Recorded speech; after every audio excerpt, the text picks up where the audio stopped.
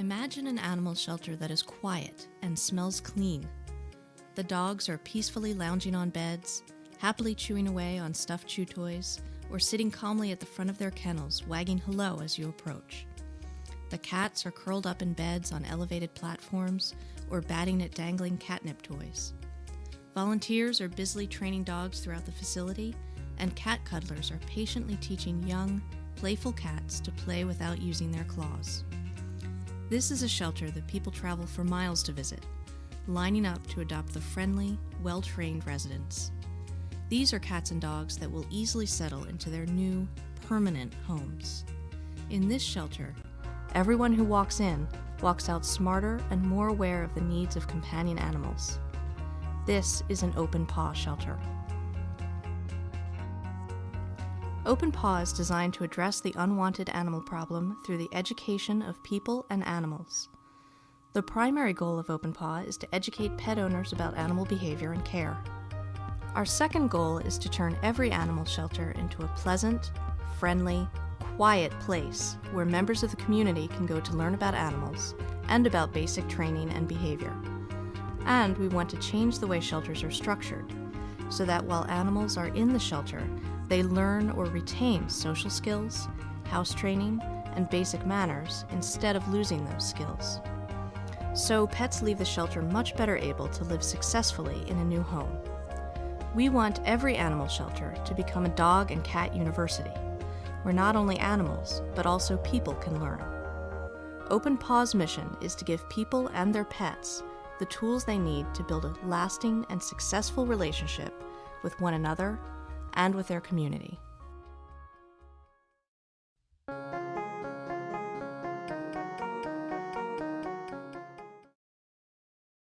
Many animals have behavioral baggage when they come to the shelter.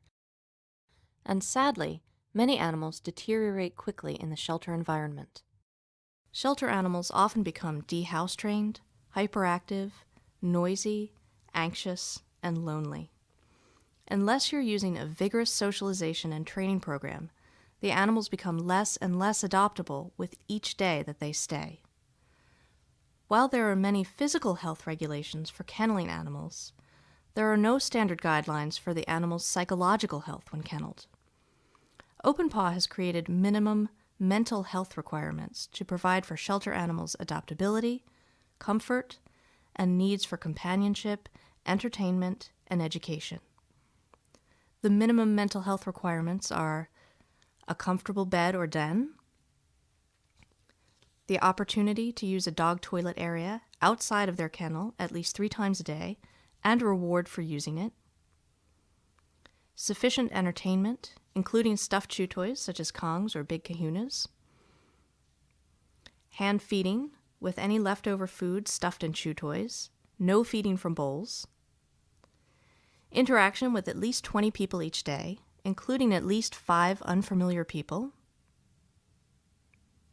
handling and grooming by at least 3 people a day, including 1 unfamiliar person, daily education, basic manners training, and mental stimulation, quiet kennel downtime each day, at least 20 minutes out of the kennel each day used for training, socialization, playtime, exercise, or downtime in somebody's office, and canine companionship. You can incorporate some play and train sessions among dogs once a week, once your shelter is implementing all the other minimum mental health requirements. Puppies less than 4 months old should be housed together in a self-training, long-term confinement area with constant access to a puppy toilet area. You should follow all of the other MMHRs as well. Stuffing chew toys is one of the best things you can do for your dogs. By stuffing hollow chew toys with the dog's daily ration, we help them to settle down quickly with an interesting project and develop a strong preference for those toys. So you're keeping the dogs mentally occupied and engaged and giving them some central skills to live successfully in a home. How to stuff a chew toy. Get a hollow toy made of a natural product like bone or rubber. We recommend Kongs, big kahunas, and squirrel dudes. Soak a portion of the dog's daily ration overnight so that it expands and becomes mushy. Stick a small piece of cheese or a liver treat into the small end of the Kong. Smear honey around inside the Kong. This makes the toy even more delicious and also acts as an antibacterial agent. Fill the chew toy just shy of the end with soaked kibble. Seal the ends of the toy with some wet dog food or peanut butter, and present the toy to your dogs. Once a dog has gotten very good at chewing the chew toy, you can begin freezing it. It will take the dog longer to get all the food out, and gives her a longer period of calm, engaged activity. So you might ask, isn't it mean or teasing the dog to make it so hard to get her food? Actually, it's much kinder than giving her all her food at once in a bowl. In the wild, much of an animal's time is taken up with finding food. If you give an animal food in a bowl, she's busy for a minute or two, and then she has nothing to do for the rest of the day, and spends her time pacing, barking, jumping, or spinning. Eating food from a chew toy is engaging but calming, and keeps her quietly busy for quite some time. Also, chew toys stuffed with food are the most alluring objects around to chew on, so the dogs quickly develop a strong preference for those toys. When they need to chew during the day, they'll seek out their chew toys rather than shoes, chair legs, or sofa cushions.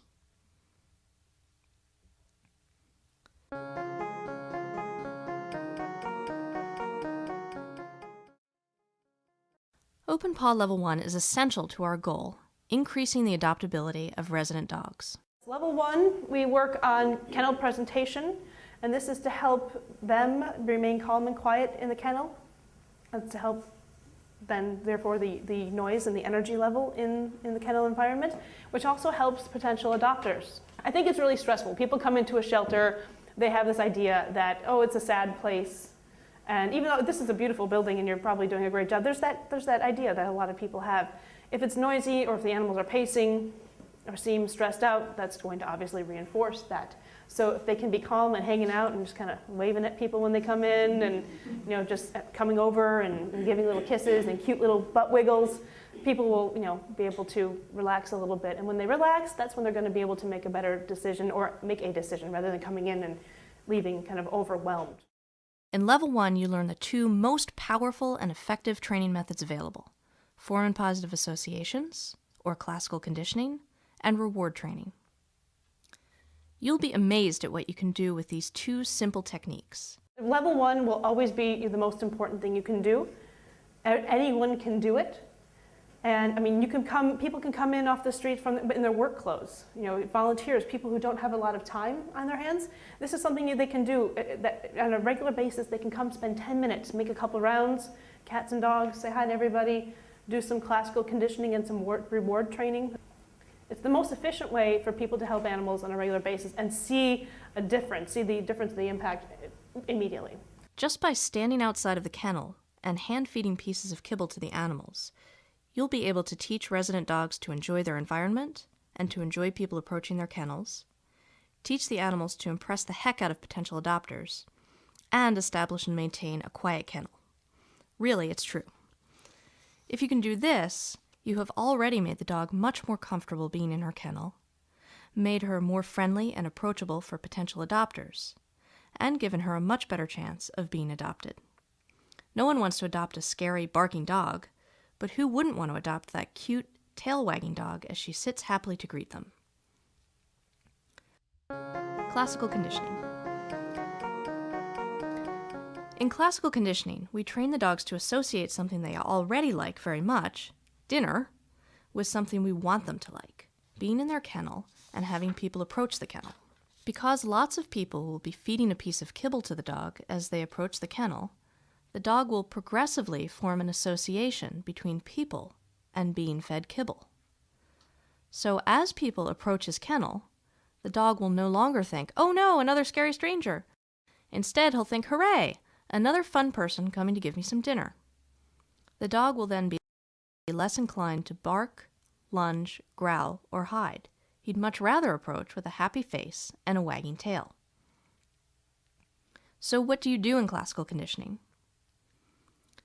Approach the kennel and toss or hand feed a piece of kibble to the dog, regardless of the dog's reaction.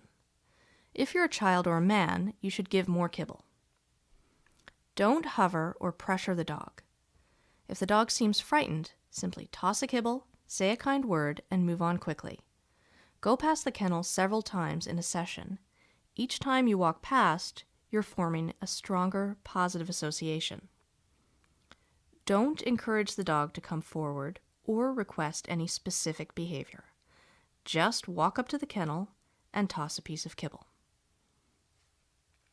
You might ask, if I give the dog some kibble while he's barking or jumping, doesn't that mean I'm rewarding him for bad behavior?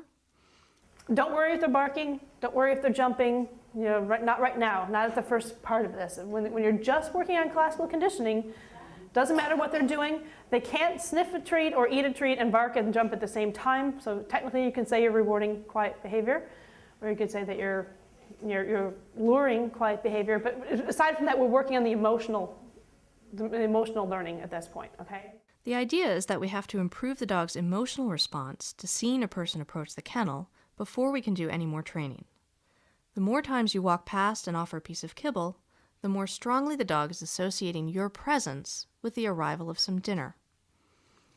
After a few times, he begins to anticipate the kibble, and two things happen. He stops jumping and shushes in order to smell and eat the kibble, and he likes to see you approaching, so why bark and jump? With very fearful dogs, you may have to make quite a few passes, but you will start to see it working. Reward training. Reward training is a super powerful training technique. As a person, you have control over all the things the dog wants: the food, the toys, and your attention and petting. Why squander it? Whenever you give a dog food, attention, or playtime, you are rewarding her. Why not learn how to use that so that you reward behavior you like and don't reward behavior you don't like? We want to learn what they know, but we also want to teach them how to use their friendly behavior repertoire to engage people. Now, this is where we start teaching them to sell themselves to the public, right? Dogs are very efficient at regulating their behavior. So if a certain behavior works to get them a reward, they'll use it more and more often. If a behavior does not work to get them a reward, they will quickly phase it out. What do you do in reward training? Use reward training techniques to teach resident dogs to impress the heck out of potential adopters and learn how to behave appropriately with people. On each visit, approach the kennel and stand outside to observe the dog. Patience is the key. Wait, without saying anything, until the dog does something you like. Then reward her with praise and a piece of kibble. Keep in mind the adoptable traits we're looking to reinforce, like a friendly approach, eye contact, sitting, lying down, silence, or a butt wiggle.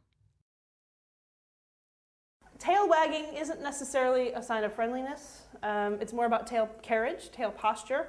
If the tail's really high or really low, then they're probably not so happy. But if they've got a low and relaxed tail or a quick little nub, it's kind of hard with like little Benny, but you can tell he's happy. You can tell when his tail is wagging. So we don't go by the tail so much. We're just waiting to see things we want to see more of, rewardable moments, reinforceable moments. And this is where observation comes in. A barking dog is a great training opportunity. Wait for the dog to stop barking for at least 3 seconds, then go over quickly and reward it. Throw a party for the silence. Don't make a verbal request for a specific position. Don't call the dog or lure him into position. Keep your mind open. The dog may surprise you with the unique, adorable behaviors they offer, so don't approach the dog with a preconception of what you want. Don't reward anything that the average adopter would not like. So many people ask, why can't I request a behavior like sit from the dog? If you're asking them to lie down and they don't lie down, now people get frustrated, and maybe dog doesn't know the cue for down. Maybe they have a negative association with that from the past. But if you're just noticing what they're doing, they're still learning. They know when they're being reinforced. There's always an association with their environment and what was going on and what they were doing at that time. And things that are reinforced tend to be repeated. So you don't have to say. Or what if you're waiting for in your mind, you said down, or out loud you said down, and instead you got this really cute butt wiggle. are you going to not reinforce that? No. So don't say anything. Let them show you what they've got. Some of them come from environments where they have some training. So some of them will fall into a training game right away. Others will just be their own silly selves. And you do find things here that you didn't know were there. And I usually tell the story of the dog that did the, I'll probably tell this next because it's just so crazy. You have this row of kennels. We have a new dog. It's a big older black dog, right? He's about 5 or 6. He's like a Rot Lab mix, and he's gonna really just fly out the door. So, but he's really friendly and sweet, and he's actually one of those ready-made dogs. He's totally mellow. He's lived with kids. He's a really good guy. But he's thinking, great, here we go. Let's get out the kerchief. What are you gonna do? But but the new ones, they fall in line pretty quickly. But you don't expect miracles the moment they get there. So you've got a row of dogs, and they're sitting. Mostly they sit. Usually that does become the default. Because it's easier to look up at people. Most people will reinforce that. Some will just remain lying down or do the cute little paw through the chain link. That's a good one, actually. People love that. He's reaching out to me. But this dog, through the reward training, the first day that we had him out there, we found that he liked to stand on his hind legs. And we're not talking jumping, and we're not talking up, he would stand. And this was a big dog. We're not talking a poodle, or something. With his big barrel chest and his big head, and he'd stand. So you'd be walking down and sit, these cute little dogs, and then there'd be someone at eye level, standing, kind of hovering and balancing. And some people thought, it looks like he's doing the hula, because he kind of really did have to balance. But either way, it was a little eerie, a little creepy, frankly, but also endearing, and it made him very unique. And it was something people could point out to people and that other people liked. And I would never have asked for him to do that. I wouldn't have, stand, dance. It wouldn't have occurred to me, to do that with a big dog. But he had that in his repertoire, and he showed that to us.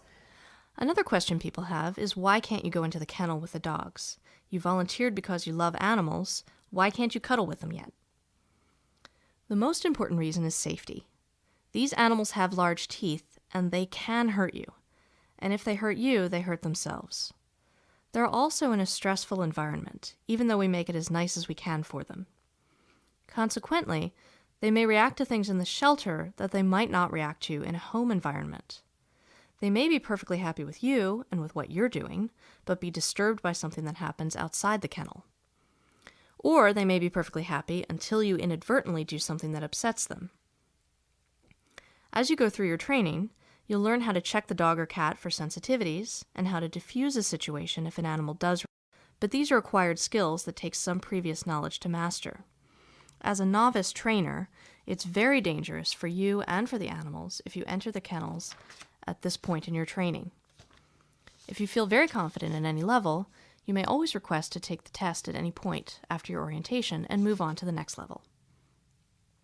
Safety. Always follow these important rules. Always read the kennel card and behavior notes before interacting with any resident animal. And please work only with animals designated for your level of training. Never stick your whole arm or hand through the kennel fence. Dogs in a kennel are stressed. Use your judgment and read the dog. If the dog appears to be stressed and is crouching in the back of the kennel or barking in a panicked way, simply toss it a kibble and move on.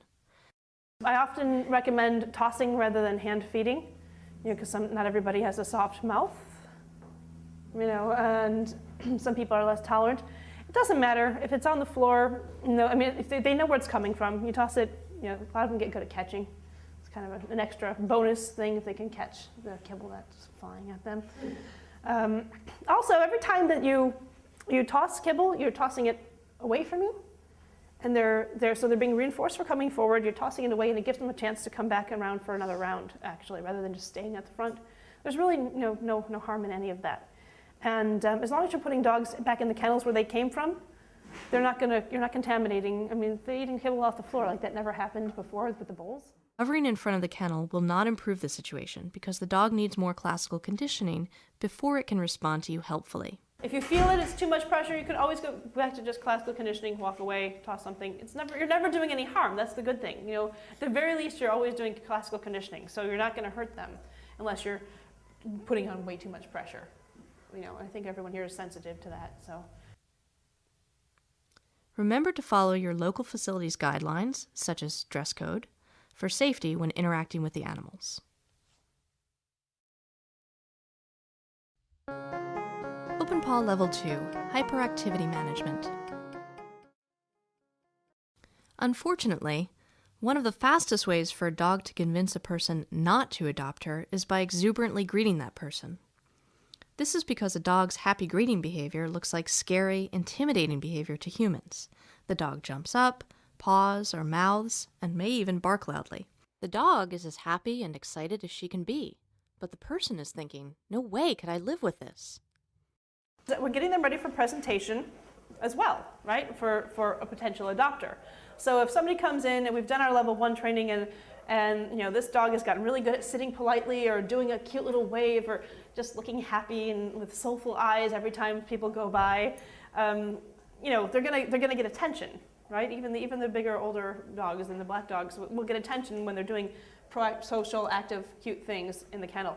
So then someone will say, I'd like to see this dog, And so then, okay, the volunteer or staff, I'm not sure how that works here, goes to get the dog out of the kennel, and, it all falls apart. We have, someone trying to get in, and the dog is, bashing them in the face with their tongue, and they're trying to slip out, and you're like, he's really great, really, you try to get in and slam the door behind you, or the dog runs past, and now you really have, havoc.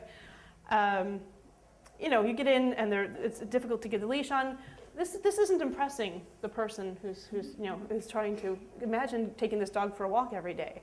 Is this what it's going to be like when I try to put their leash on? I don't know if I can handle this.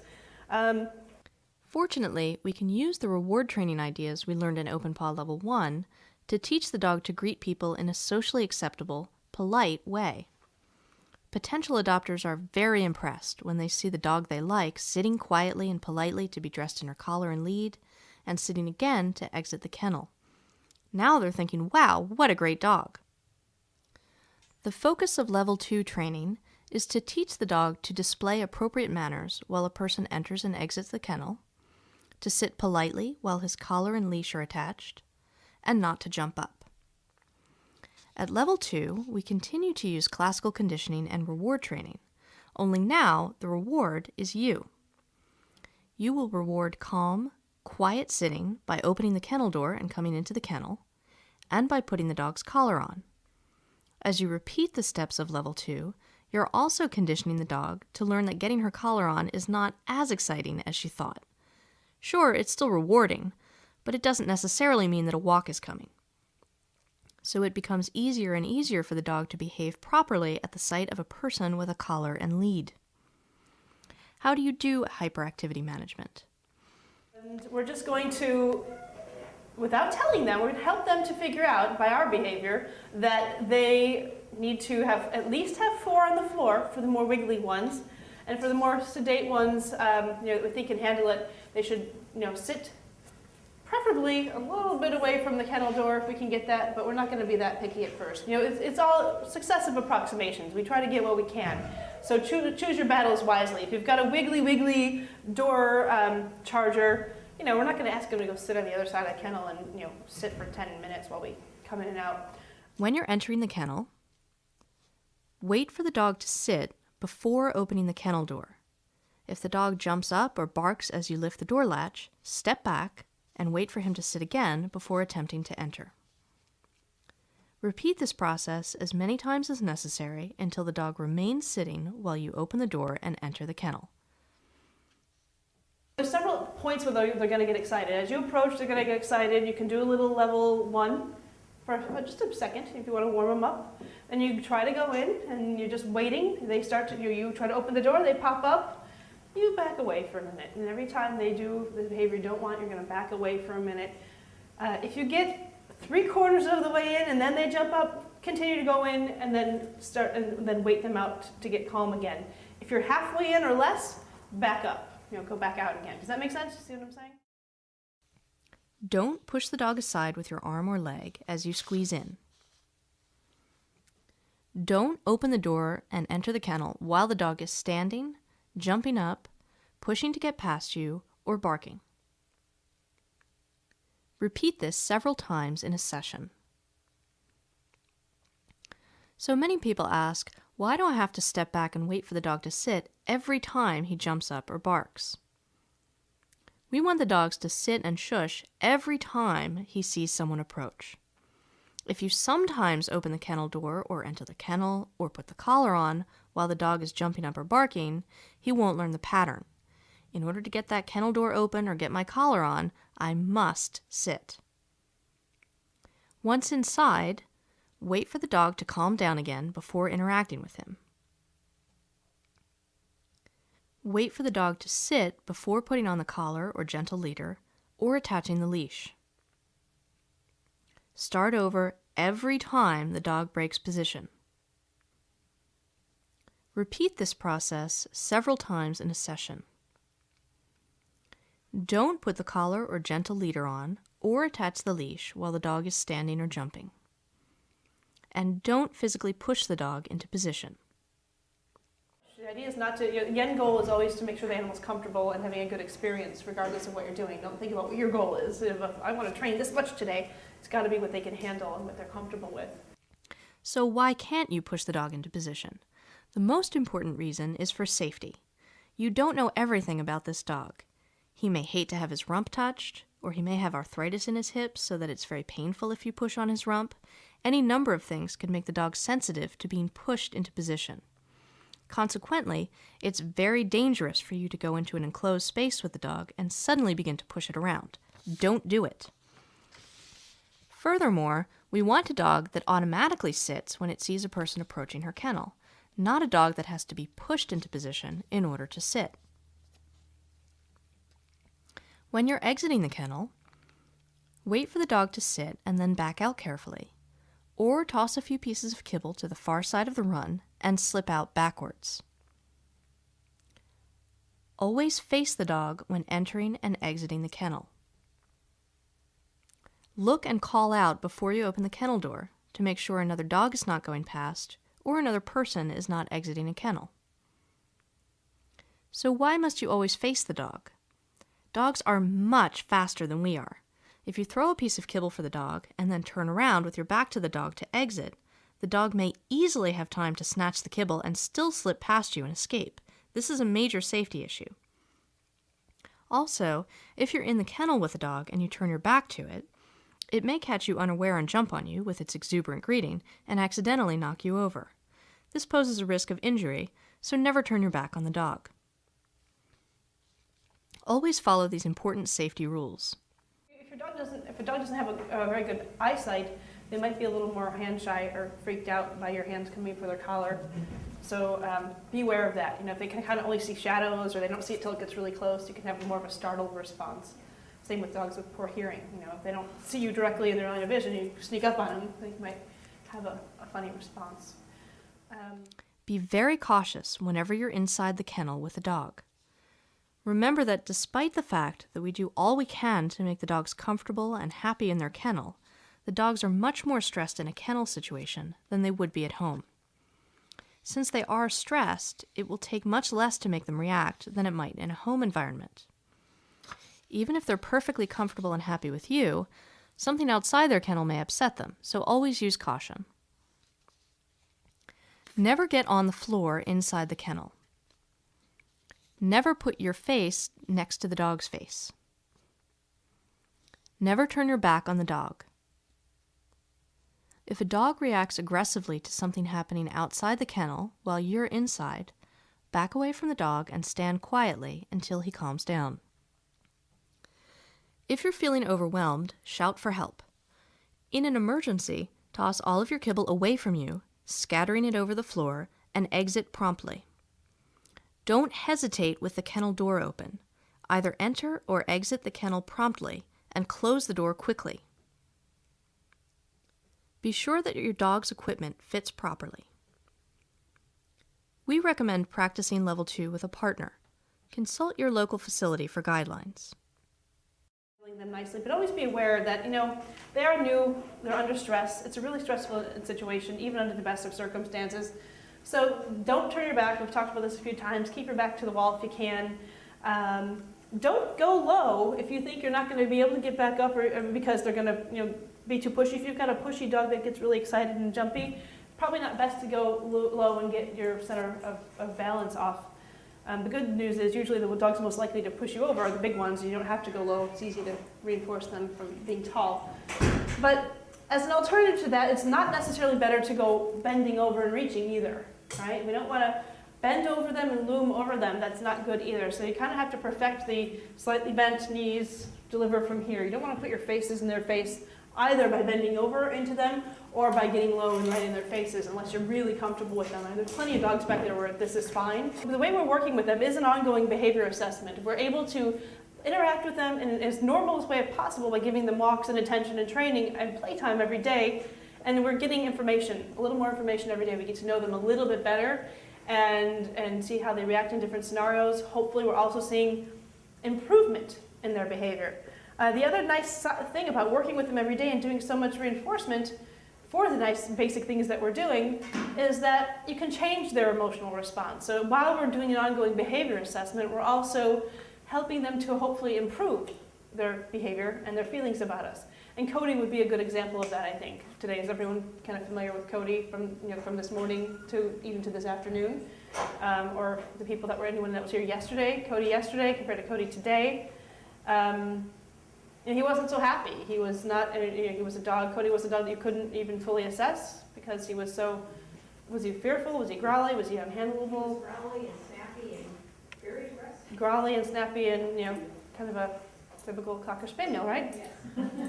But, these things come from someplace. Handling with Cockers is often bad because they've had bad grooming experiences or they've been sore, they have bad ears, they're not comfortable, and they get really funny about their handling. I mean, they have, probably some other reasons too. But we're seeing him come around because he's having so many good experiences with people handling him and being near him today and yesterday that his demeanor has changed. He's relaxed, he's got soft eyes, he's seeking attention, and he's like turned into a happy little guy. That doesn't mean that he would never have a bad day again or wouldn't revert back to his old behavior. We haven't done miracles, but we're helping him to have a whole new set of experiences that he can use, to develop his associations with people. And the more we do this, the more likely we're going to get this kind of response up to a point. Obviously, if they're here way too long, they still can get depressed. He's only been here a few days, right? So. Open Paw Level 3, Obedience, Etiquette, and Handling. Now we're off and running. We're going to use lure reward training, the most easy, efficient, and stress-free way to train animals. We'll also continue to use classical conditioning and reward training techniques to teach the dogs important behavior and etiquette rules, and to teach the dogs to love to be handled. In Open Paw Level 3, you'll learn how to use lure reward training to teach the dogs basic obedience skills like sit, down, stand, and watch. Check the dogs safely for sensitive spots and desensitize the dogs to being touched in those spots. Teach the dogs to take food and toys politely and to play tug according to rules. Use play as a reward in training. And teach the dogs how to greet people politely. Ideally, we want them to learn, and this isn't going to happen overnight, that when you are out here with them and they should engage you, this is kind of what I was talking about. We said, if someone comes to adopt a dog, if you all were in here, maybe he'd engage with me more, or maybe he would still be trying to sniff and pee in range. And what you need them to do is, hey, I'm out here, I'm on. This is my, in this context, I focus on the human, especially if I've got a leash on. You bring a dog out of the kennel into the meet and greet area where the person is waiting maybe, and they come in and, and jump all over them. We're going to have them come and say, hello, nice to meet you. I'm looking at you. Maybe I'll sit.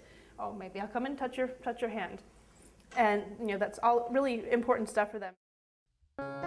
First, some important safety and training precautions for exiting the kennel with the dog. When you're exiting the kennel with the dog, follow all procedures for levels 1 and 2 when entering the kennel and leashing the dog, including waiting for a sit before opening the kennel door.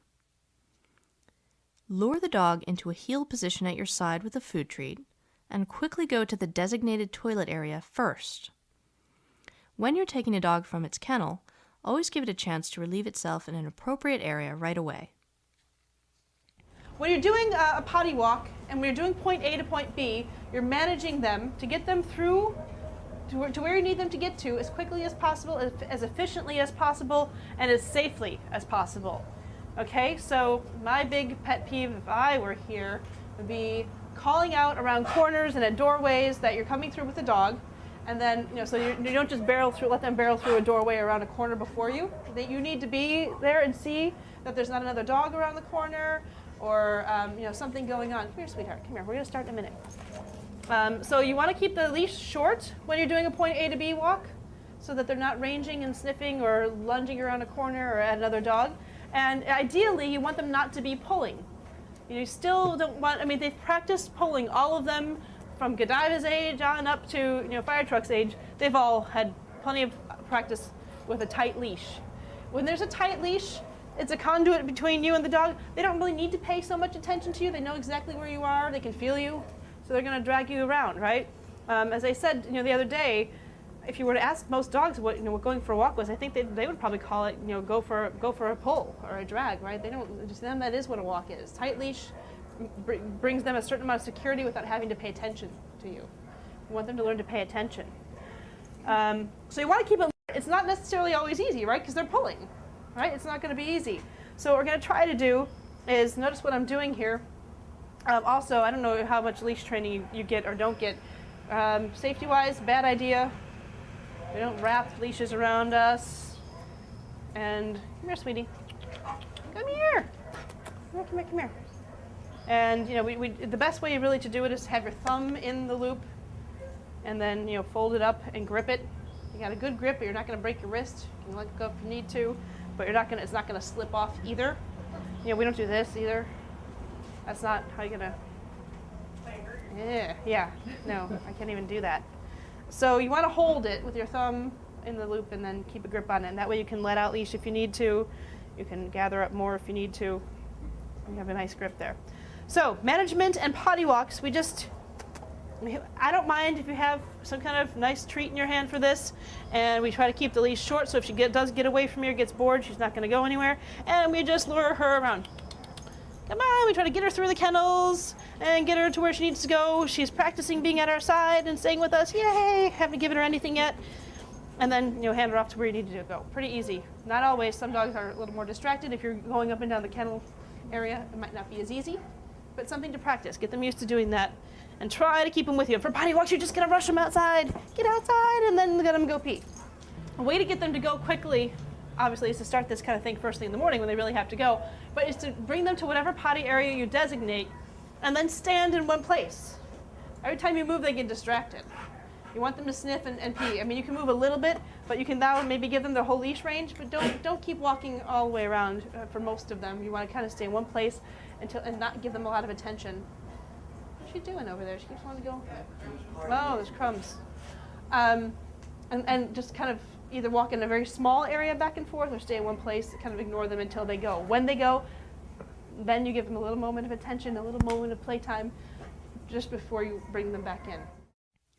Make certain that you shorten the dog's lead to 12 inches or shorter as you take him through the kennel, and that you keep the dog away from the other kennels. Call out as you go around corners or through doorways, and make sure that you go through the doorway or around the corner ahead of or next to the dog. Never allow the dog to go through a doorway ahead of you. Now you've got the leash on and you're going to take him out. And when you do that, you want to make sure that now we go into the context of threshold training. You've got a door, a barrier, and they've got a leash on, so they're not supposed to just barrel through. At that point, the reinforcement will be leaving the kennel, so you can ask them, or wait for them to sit, I should say. You should have them sit before you leave the kennel with them. Got that? You don't have to have them sit and go through all these different things when you're leaving on your own, but when you're taking them with, they should sit. See what I'm saying? Just like you would have them sit at any doorway, I like to keep them close to me and try to keep their attention around corners. You've got a lot of doorways in here. They're barriers. They're here for a reason. You don't want them barreling through. You don't know what's on the other side, or who's loose on the other side, or what's just come in. So they shouldn't just barrel through for safety, but also it's just a really good habit. If they can get into the habit of thinking that thresholds are a place to pause, or especially sit, another thing that is going to be universally acceptable and safer for them in the long run. You know, teaching them boundaries and barrier threshold, impulse control, cars, doors, you know, it's a good thing. In lure reward training, you use the dog's love of kibble and the shape of his body to lure him into the body position you want to teach. Essentially, the dog's nose will follow the kibble wherever you move it. So if you start with the kibble right in front of the dog's muzzle and slowly move it up and over his head, keeping it close to the top of his head, otherwise he'll jump for it, the dog's muzzle will follow the kibble up. Since it's almost impossible to do this standing up, he'll automatically sit down.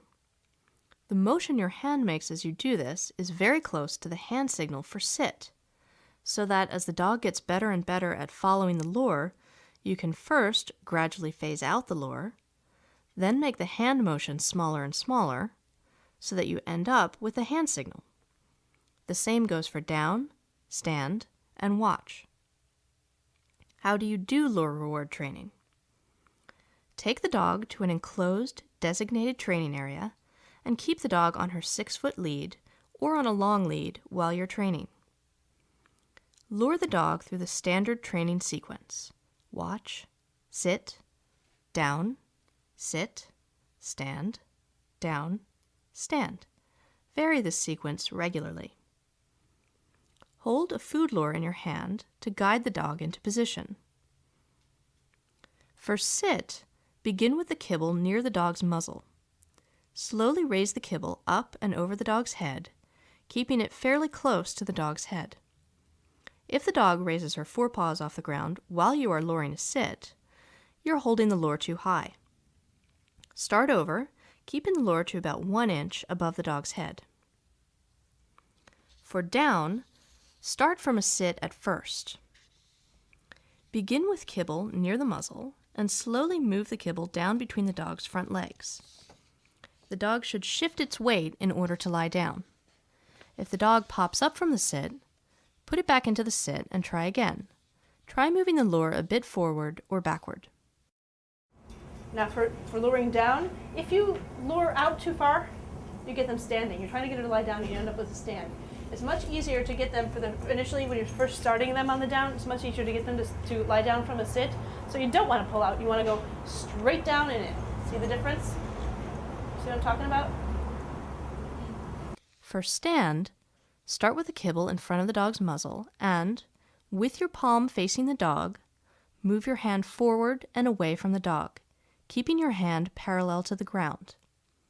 As soon as the dog stands, lower the treat a bit so that he looks down, otherwise he might sit again.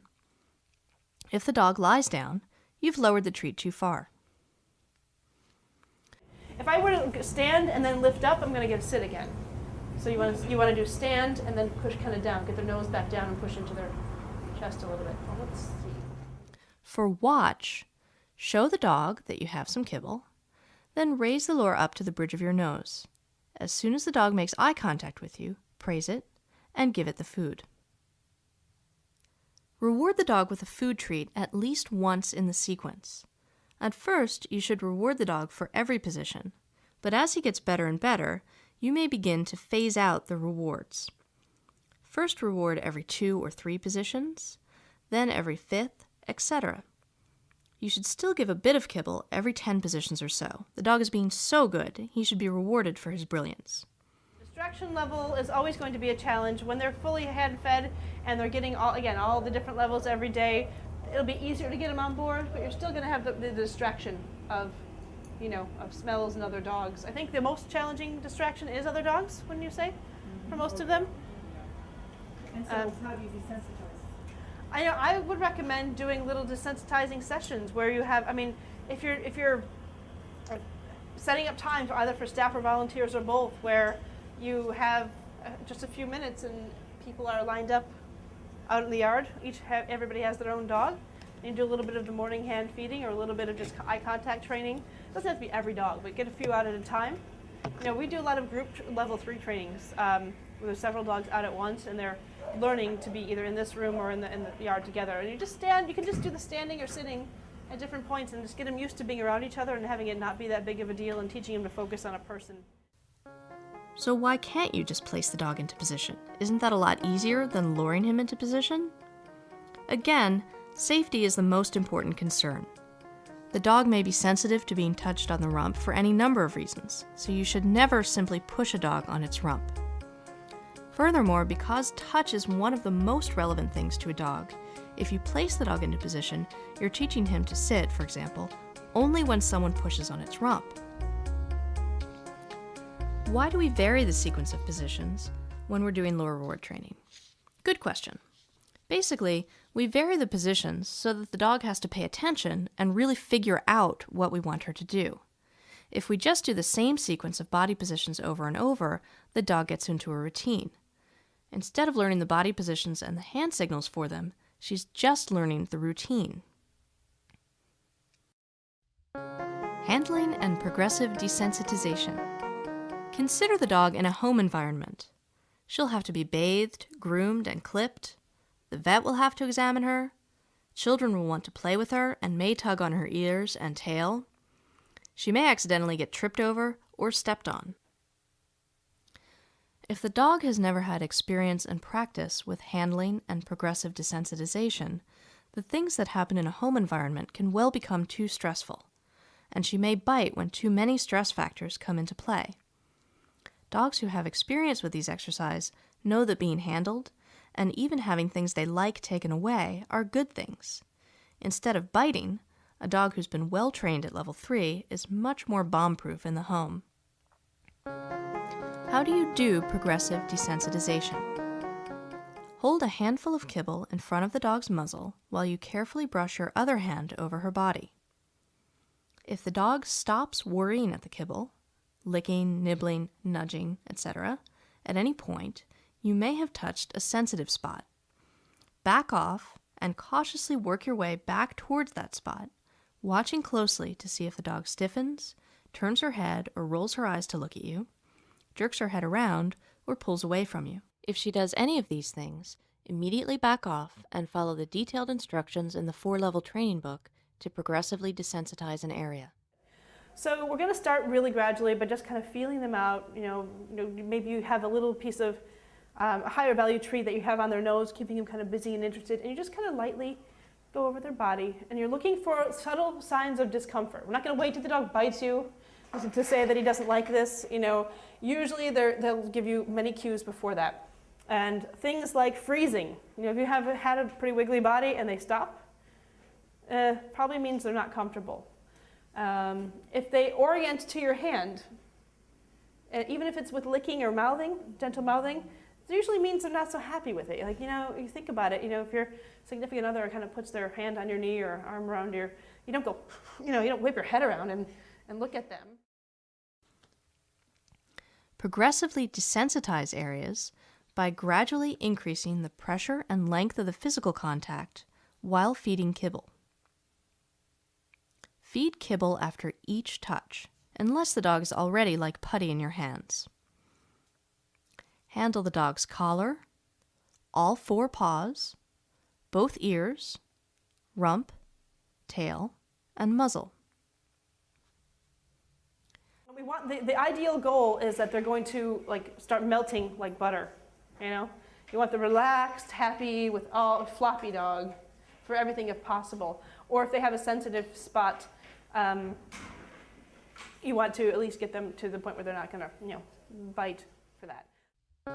Leave it, take it. Leave it, take it teaches the dog to enjoy taking things, leaving them, or releasing them on command. Many of you probably know at least one dog who growls and snaps if you get near his food dish, treats, or toys, and this can be very dangerous behavior both for the dog, who may well be surrendered if he bites, and for anyone who deals with the dog. For animals, it's perfectly reasonable to guard things like food and toys, because life has taught them that if the objects get taken away, they go away forever. In this exercise, we teach them that it's okay if someone takes away your food or toy.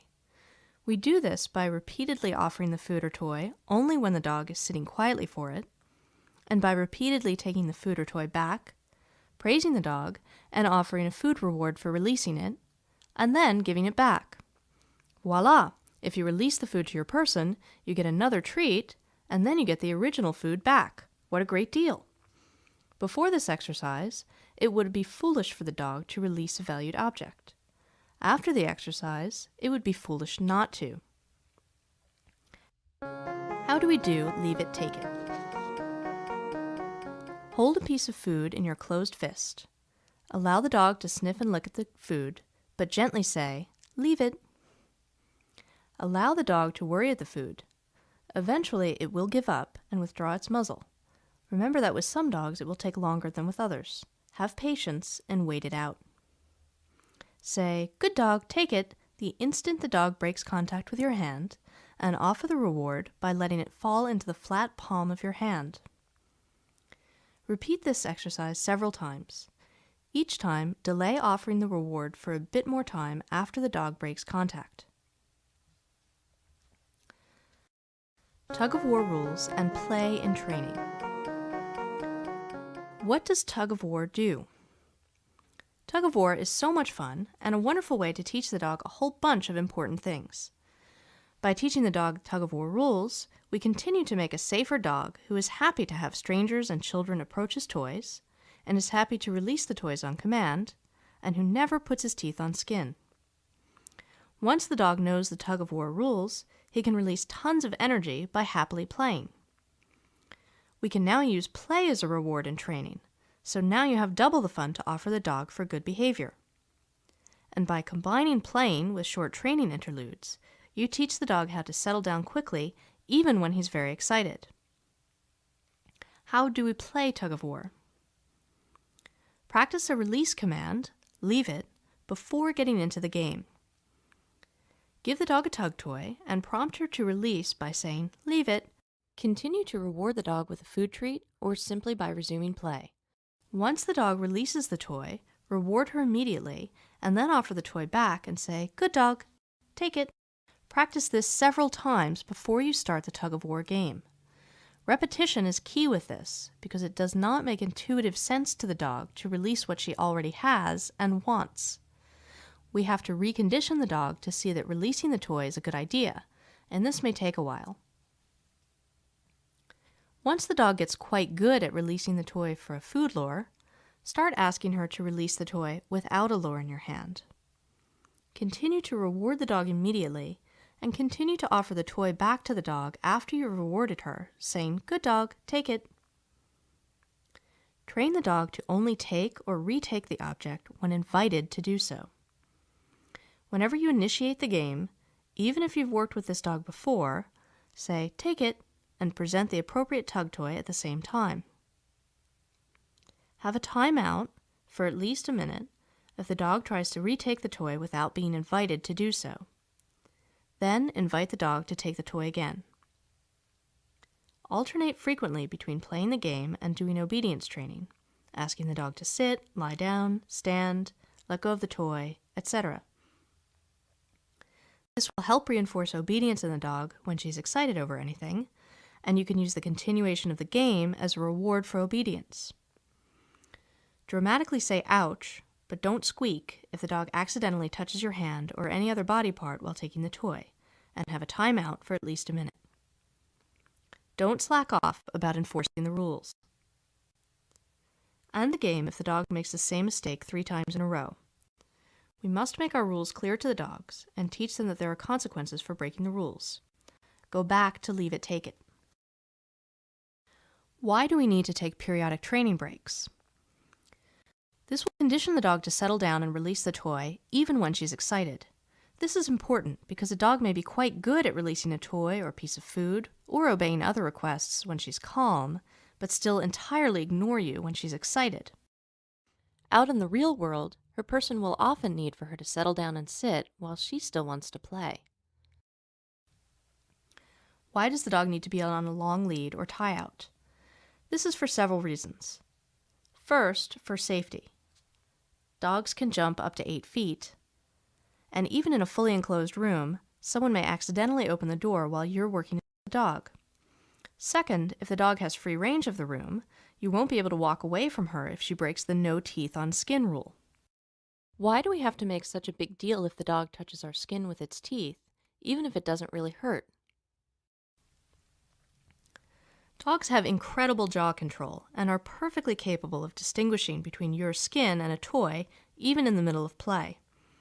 We just need to teach them that they must make those distinctions. Remember our scenario with a 3-year-old pulling the dog's ear? If a dog has been really well conditioned never to put its jaws on human skin, then even if we push that dog past the limits of its control, the worst it would do is snap at the child, scaring him but not harming him. The way to teach a dog never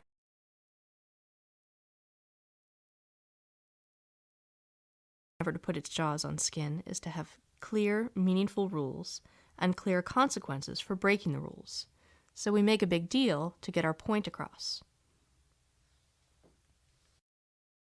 Polite greeting, or teaching the dog not to jump up. Why is teaching polite greeting important? Everyone thought it was so cute when the puppy jumped up. Now the puppy is a grown-up dog, people get angry when he jumps up. What happened? Unfortunately, jumping to greet is one of those places where natural dog etiquette and human etiquette clash. In the dog world, jumping up to greet is a sign of polite enthusiasm, welcome, and even appeasement. Of course, to humans, having a 60-pound dog jumping on them when they come to the door turns out to be less than pleasing. How does polite greeting work? In this exercise, you'll learn the most productive way to teach the dog to sit or stand quietly to greet people. We'll use reward training to teach them that sitting or standing quietly gets attention and food, while jumping up means no attention and no food. In fact, it makes the potential food and attention go away. You give them an easy behavior to put in place of the jumping. As we said, dogs are very efficient in their behavior. If something works to get them what they want, they'll do it more and more. If something doesn't work, they'll do it less and less. How do you teach the dog to greet people politely? Work regularly on the sit command and always reward it with play, affection, or food. Tie the dog on a 6 to 8 foot lead to the wall or floor and approach the dog. As you come up to the dog, say, "Off." Walk away from the dog and ignore her for at least 30 seconds if she jumps up, or pause. Reward the dog with a piece of food and attention if she stays standing or sits. Gradually make yourself more interesting and exciting when the dog has gotten very good at standing still as you approach. Talk excitedly to her at first, and when she's good at standing still at that approach, jump around a bit or hold a food or toy in your hand. Many people say, "But I like my dog to jump up." In this program, we try to help the dogs to impress the average potential adopter, and the fact is that most people don't like to be jumped on by any animals. It's also fairly easy, once you've taught the dog to sit or stand quietly to greet people, to teach them a cue that means that they may give a hug. Then getting jumped on or not is up to the person. You may ask, aren't you making the dog unnatural if you teach him not to jump up? But dogs are very context-specific in their learning. If we teach them to sit or stand quietly to greet people, that doesn't mean that they will no longer jump in other situations. They'll still jump around quite joyfully and naturally when they play. They just won't knock over your grandmother when she comes to visit. Some people ask, isn't it faster to knee the dog in the chest to stop him from jumping up? Probably not. Punishment in this situation tends to work against your goal. Since jumping is a way in the dog's world to try to make up with you when you're angry, punishing the dog often makes her jump up even more. Punishment is almost always unnecessary and often counterproductive. We know when you're doing level 3 in practice, when you're here volunteering, you're not expected to necessarily do everything in level 3 every day. You pick an exercise. What do they need that day? Or, and what are they telling you? And work on one or two aspects of it, because it's a lot to do. And I really like to keep the training sessions no longer than 10 minutes for them, play and train at this level. You can even do shorter if you want to get through a bunch of dogs. Shorter is better for them, and generally when they're practicing in real life, they're not going to need to do 20 recalls. They're only going to need to do that one important one for their safety, Of course, you want to practice more than one so that you have some reinforcement history. But you know, if you can overdo it, so keep sessions short. Don't have the dogs out forever. Open Paw Level 4, Dog Walking Techniques. Open Paw Level 4 focuses on walking the dog outside in the real world, integrating training with really big rewards, such as exercise, ranging, which means exploring around freely, so long as the dog does not pull on the lead, and sniffing. We're not taking the dog for a walk, rather, we're teaching the dog how to walk on a loose lead. This will not only help him to impress potential adopters, but will also help both the new owners and the polite pup. It's an important piece of the puzzle because dogs that don't walk well on leash or unmanageable on leash don't get walked. And if they don't get walked and they don't get out, the relationship with their owner starts to deteriorate, and they get a little pent-up energy as well. They end up just going out in the backyard. People are embarrassed, and also afraid if their dogs, are out of control on leash, and they won't take them places. Dogs who are well behaved on leash can might go to more cafes. They're going to go on hikes. They might go on errands. They're going to go through the neighborhood. Before you begin to train the dog to walk politely on a loose lead, here are some important safety rules. While you're exiting the kennel with the dog, follow all the procedures for Open Paw Levels 1 and 2 when entering the kennel and leashing the dog, including waiting for a sit before opening the door. Keep the dog's lead shortened to 12 inches or fewer while you're in the facility, and keep the dog away from the other kennels as you go past. Call out and make sure that you do not let the dog walk ahead of you when you go through doors or around corners. Lure the dog into a heel position at your side with a food treat and quickly go to the designated toilet area first. When you're taking a dog from his kennel, always give him a chance to relieve himself in an appropriate area right away. Warm up to walking. Before you begin to train the dog outside, make sure that you warm up the dog and yourself in an enclosed Level 3 training area. This will help to focus the dog's attention on you under circumstances that are not as distracting as the outdoors. Getting the dog's attention is one of the most important aspects of teaching her to walk on a loose lead. Once you've practiced with her a bit, it will be easier for her to catch on when you're outside. Off-leash training in an enclosed, designated training area. Warm up with some Open Paw Level 3 basic obedience exercises. Walk freely about the room. When the dog eventually approaches you, or if she follows you, reward her with praise and food. Encourage the dog to play, frequently pausing to settle the dog with a sit, down, watch, or handling and petting. Practice luring the dog into a heel position, including a sit by your side when you're stopped. To lure him into a heel position, simply put the food where you want the dog's nose to be. That is, if the dog is on your left side, put the kibble in your left hand, the lead will be in your right hand, and hold it down by your thigh. If the dog jumps for the kibble, you're holding it too high. Walk around at random, giving frequent rewards to the dog for staying at your side, and asking him frequently to stop and sit. This keeps him tuned in to what you're doing. Loose lead walking. At last, we're ready to start walking the dog. The methods we use to teach dogs to walk on a loose lead are all focused around getting them to tune into us as we walk, and teaching the dog that in order to go forward, the lead must be slack. If the lead is taut, they don't get what they want. Some methods will be very effective with one dog and not as effective with another. If one method is not teaching a particular dog effectively, simply switch to another. Use your judgment. When you begin, pick a fairly small stretch of sidewalk, around 10 yards long, to start with, and train the dog up and down in that area. At first, the dog may be zipping back and forth, sniffing like crazy. After a few passes, though, the smells will be much less interesting, and it will be much easier for her to succeed at keeping the lead loose as she walks. After she gets very good on that small patch, you may expand the range of your walk by another 10 yards or so as a reward. Practice the following techniques. Red light, green light.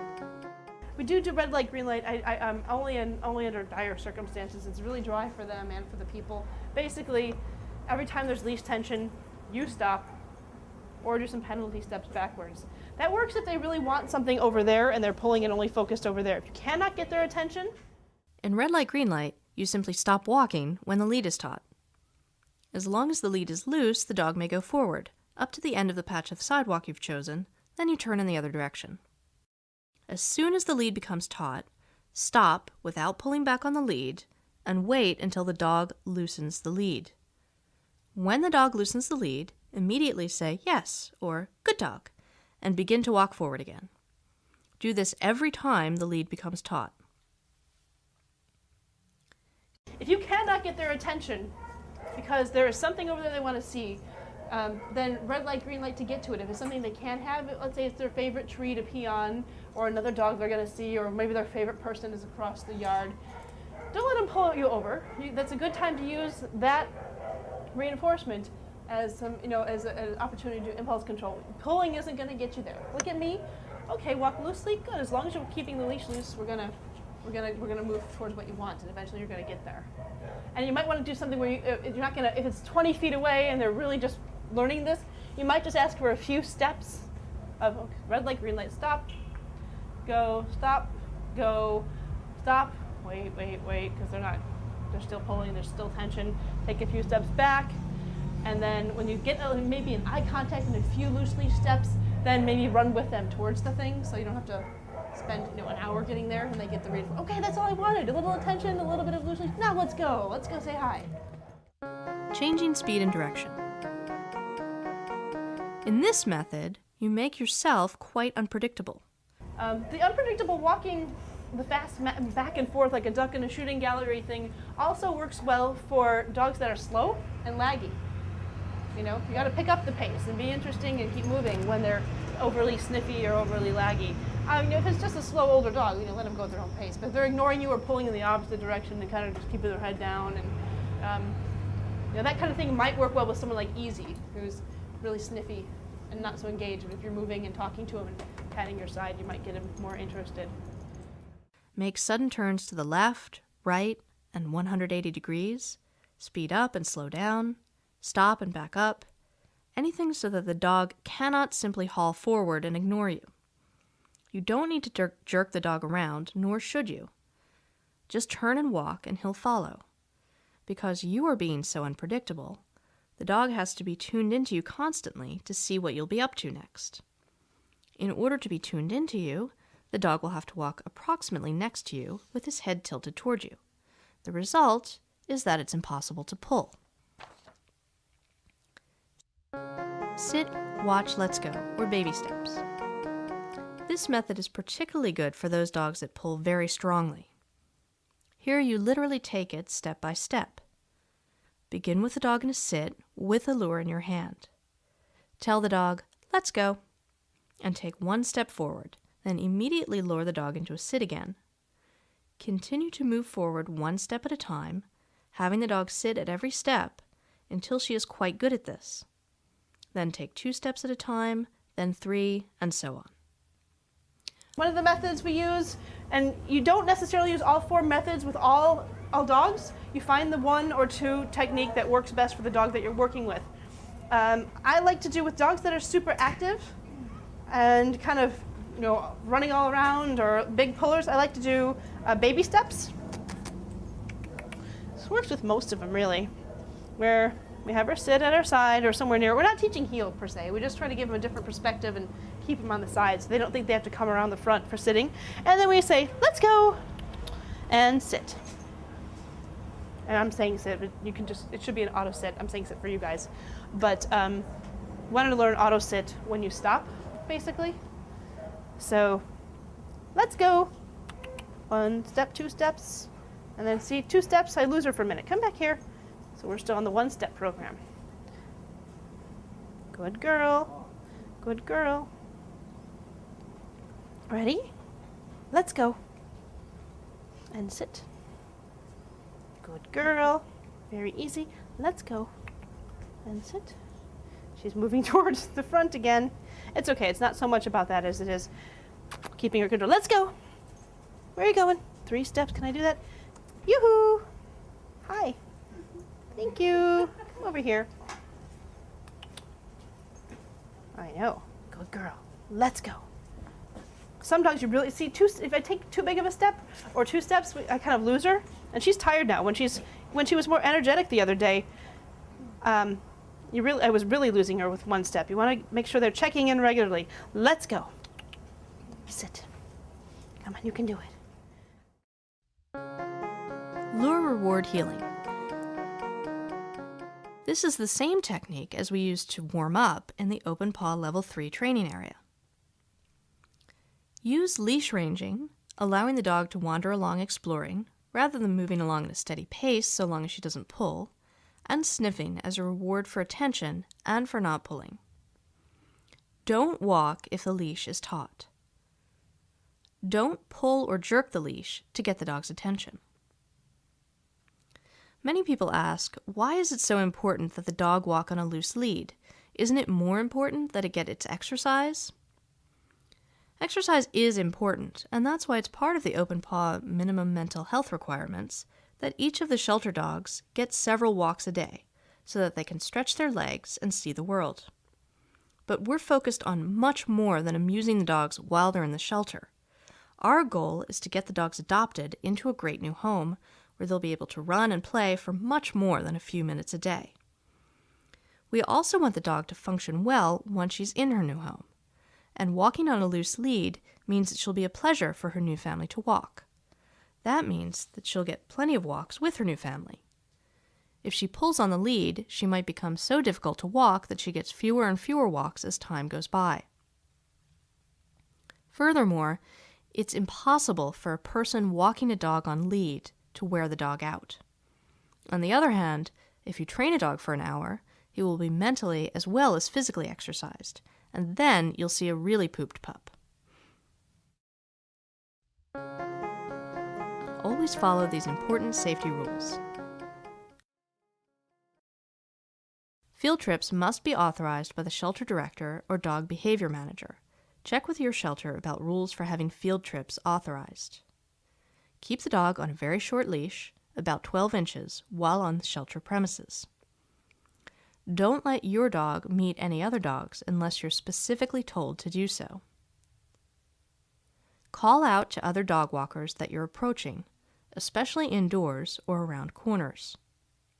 This session is brought to you by the Dunbar Academy, easy, effective, and enjoyable dog training programs.